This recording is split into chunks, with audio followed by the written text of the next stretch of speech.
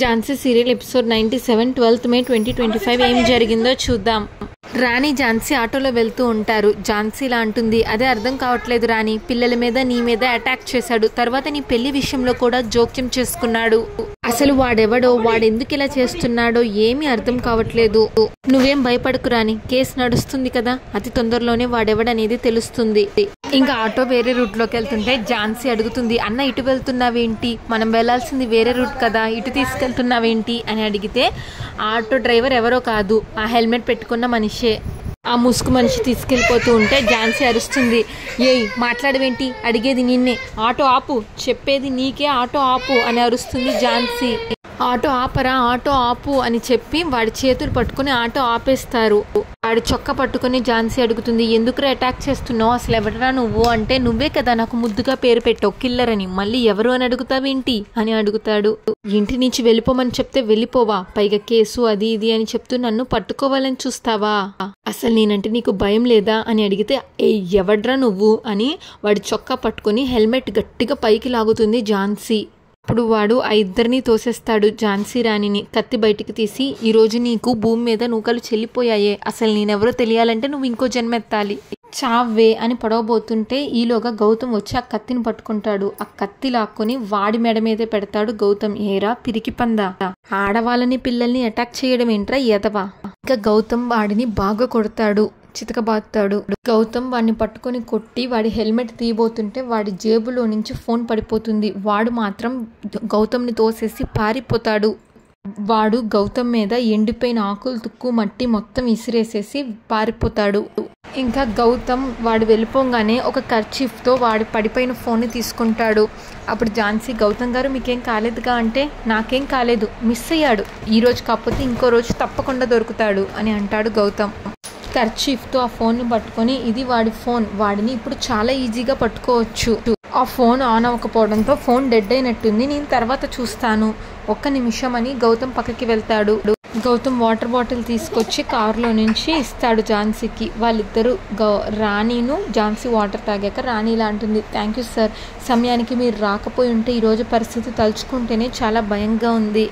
ఝాన్సీ అడుగుతుంది, అవును సార్ మీరెలా వచ్చారు అంటే, నేను కారులో వచ్చాను అంటాడు. ఝాన్సీ సీరియస్గా చూస్తుంది, ఓ సారీ, నేనేదో ఫీలింగ్లో ఉండి ఏదో ఆలోచిస్తూ అట్లా వస్తుంటే సడన్గా కిల్లర్ మిమ్మల్ని అటాక్ చేయడం కనిపించింది అని చెప్తాడు గౌతమ్. అప్పుడు ఝాన్సీ, నాకేం అర్థం కావట్లేదండి, మీ షాపింగ్కి వస్తున్నామన్న విషయం వాడికి ఎలా తెలిసింది అని అడుగుతుంది.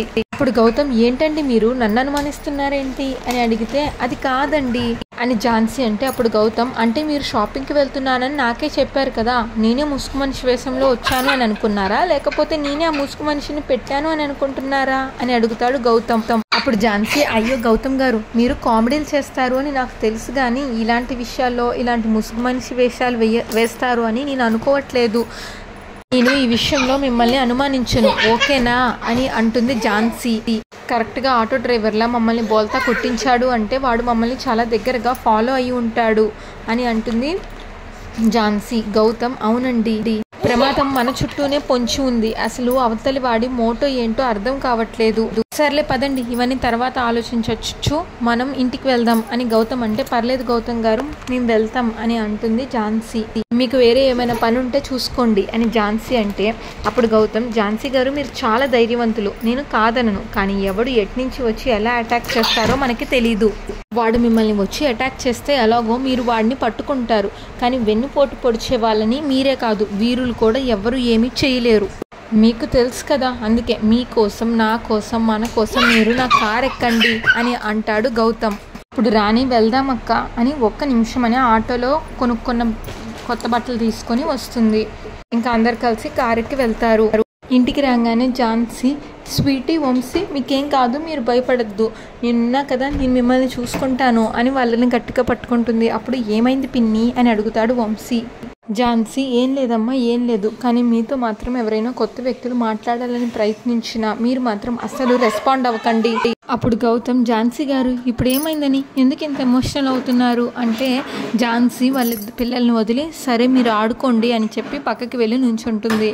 ఝాన్సీ ఇలా అంటుంది, చూసారా గౌతమ్ గారు ఈరోజు ఏం జరిగిందో, నాకు పిల్లలంటే ప్రాణం అండి, వాళ్ళకి చిన్న దెబ్బ తగిలినా నా ప్రాణం విలవెల్లాడిపోతుంది, వాళ్ళకి ఏమన్నా అయితే నేను తట్టుకోలేను, నా ఊపిరి ఆగిపోతుంది అని ఝాన్సీ అంటే, ఝాన్సీ గారు ప్లీజ్ మీరు ఎక్కువగా ఆలోచించకండి, ధైర్యంగా ఉండండి అని గౌతమ్ అంటే, అప్పుడు ఝాన్సీ ఎప్పుడు ధైర్యాన్ని కోల్పోదు గౌతమ్ గారు, నా టెన్షన్ అంతా పిల్లల గురించే, ఏం జరుగుతుందో అర్థం కావట్లేదు, అసలు దీనంతటికి మూల కారణం ఎవరు అన్నది అర్థం కావట్లేదు, అసలు ఇదంతా ఎప్పుడు ఆగిపోతుంది గౌతమ్ గారు అంటే, గౌతమ్ తొందరలోనే దీనికి ముగింపు వస్తుంది, అన్నీ సర్దుకుంటాయి అని అంటాడు.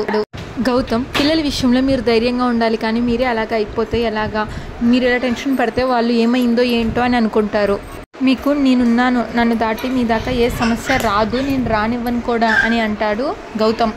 మీరు మీ అక్క స్థానంలో ఉండి పిల్లల్ని ఎలాగ తల్లిలాగా చూసుకుంటున్నారో నేను కూడా మా అన్నయ్య స్థానంలో ఉండి పిల్లల్ని తండ్రిలాగా అండగా ఉంటాను. మృణాల్ని వాళ్ళ ఆయనకి ఫోన్ చేస్తుంది, ఎన్నిసార్లు చేసినా ఫోన్ లిఫ్ట్ చేయడు, ఇంకా వాళ్ళ ఆయన వస్తాడు, అప్పుడు ప్రసాద్ నీకు ఎన్నిసార్లు ఫోన్ చేయాలి, ఎందుకు ఫోన్ లిఫ్ట్ చేయట్లేదు అని అడుగుతుంది మృణాల్ని కోపంగా. ఫోన్ సైలెంట్లో ఉంది చూసుకోలేదు అని అంటాడు వాళ్ళ ఆయన. అప్పుడు మృణాల్ని, ఏంటి ఎందుకు అంత టెన్షన్ పడుతున్నావు, మళ్ళీ ఏమైనా గొడవ జరిగిందా, తాగెవరినైనా కొట్టావా అని అడుగుతుంది. అప్పుడు వాళ్ళ ఆయన, ఏ గొడవ జరగలేదు, నేను ఎవరిని కొట్టలేదు, ఎవరితోనూ కొట్టించుకోలేదు, ఓకేనా అని అంటాడు. ఇందుకే ఎందుకు అన్నిసార్లు ఫోన్ చేస్తావు అని వాళ్ళ ఆయన అడిగితే, నీతో కలిసి డిన్నర్కి వెళ్ళాలనిపించింది, అందుకే నేను రెడీ అయ్యి నీకు ఫోన్ చేశా అని అంటుంది మృణాలిని. పద డిన్నర్కి వెళ్దాం పద అని మృణాలిని అంటే, నేను రాను, నాకు డిన్నర్ చేసే మూడ్ లేదు అని అంటాడు. అయినా నేను ఆల్రెడీ బయట భోంచేశాను అని అంటే, అదేంటి ప్రసాద్ బయట భోంచేయడం ఏంటి అని అంటే, మరి ఇంకేం చేయమంటావు, మీ ఇంట్లో వాళ్ళని దేహి అని అడిగి భోంచేయమంటావా అని అడుగుతాడు ప్రసాద్.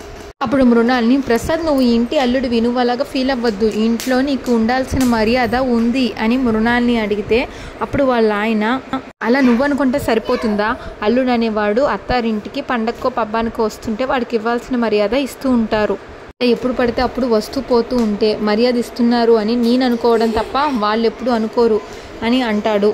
మృణాల్ని, మనం ఈ ఇంట్లో నుంచి మన ఇంటికి ఎప్పుడు వెళ్తున్నాం, ముందు అది చెప్పు అని ప్రసాద్ అడుగుతాడు. అప్పుడు మృణాల్ని, నీ దగ్గర నీకు ఆ టాపిక్ తీసుకురావద్దని ముందే చెప్పాను కదా, ఆ ఝాన్సీ వల్ల పిల్లల వల్ల మా డాడ్ చాలా సఫర్ అవుతున్నారు, అదంతా మీరు చూస్తూనే ఉన్నారు కదా, ఆ సమస్య తీరేంత వరకు నేను ఇక్కడి నుంచి రాను అని మృణాల్ని అంటుంది.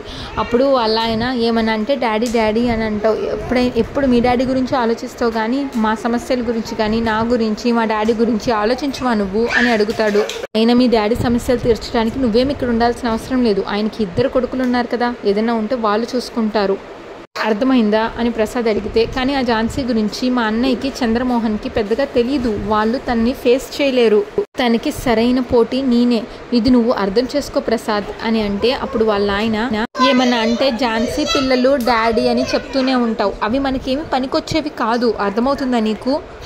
అప్పుడు మృణాల్ని, నిన్ను చూస్తుంటే ఏదో చేయకూడని పని చేసి వచ్చినట్లున్నావు అంటే, నువ్వు అలా చేసేలాగా చేస్తున్నావు కదా, ఇంకేం చేస్తారు అని కోపంగా అక్కడి నుంచి వెళ్ళిపోతాడు వాళ్ళ ఆయన.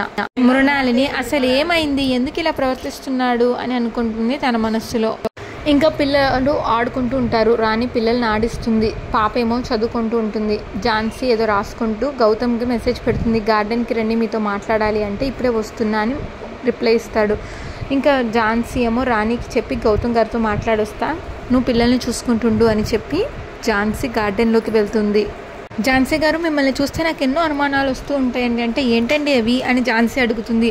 ఒక్కొక్కసారి ఝాన్సీ లక్ష్మిలాగా ధైర్యంగా ఉంటారు, ఒక్కొక్కసారి ఏమో కంగారు పడిపోతూ ఉంటారు, కొన్నిసార్లు అప్పుడు ఝాన్సీ కొన్నిసార్లు బాధపడిపోతూ ఉంటారు, కొన్నిసార్లు సంతోషంగా ఉంటారు, ఇదే కదా మీరు చెప్పేది అంటే, అవునండి అంటాడు గౌతమ్, నేను కూడా మనిషినే, నాకు కూడా ఎమోషన్స్ ఉంటాయి.